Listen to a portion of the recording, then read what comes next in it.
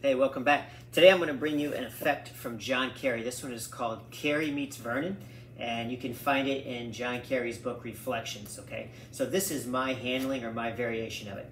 You're going to have your spectator cut off about a third of the cards, then they're going to cut half of what's left, okay, and we're going to complete the cut. So now they've cut to a completely free and random card, all right? That card is going to serve as our prediction. In fact, we're going to place it face down in the middle of the face-up pack. Okay, and we're just going to keep that off to the side. Now, we're going to have a second spectator take these rounders from Daniel Madison, and they are going to give these cards a shuffle. All right, so spectator number 2 is shuffling the pack. All right, give these another riffle. See, these cards are being mixed up, and then just a quick overhand shuffle.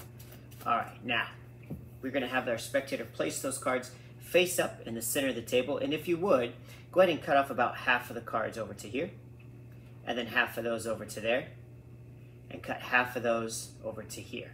Now we're going to play cutting to a high card, all right? So here you got a 7. Let's see if you can cut into that packet and cut to a card that's higher than a 7. You got an ace. That's very good. So you won. Here you got a 6. Let's see if you can beat that. They're going to make a cut. They got a 3, so they lost.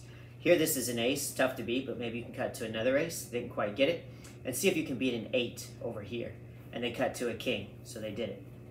Excellent. Now, what's interesting about you shuffling the cards and cutting the cards, these cards are now in a specific order. And in fact, it's the first time these cards have ever been in this order in the history of the world.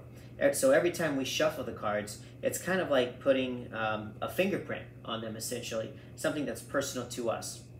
If you take a look at these cards here, you can see that these cards are very well shuffled. If you take a look at these, would you say that there's more red cards here or more black cards? And they'll say more black cards.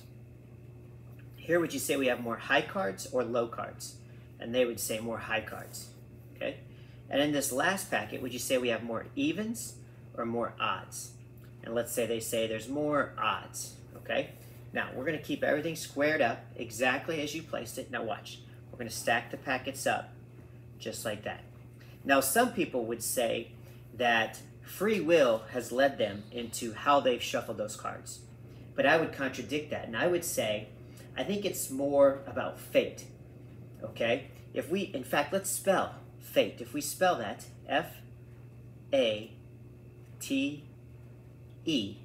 fate, we land on the Jack of Spades. This is a deck that you shuffled and you cut yourself. We got the Jack of Spades. Now at the beginning of the trick, I had you cut those cards, and you cut to a prediction.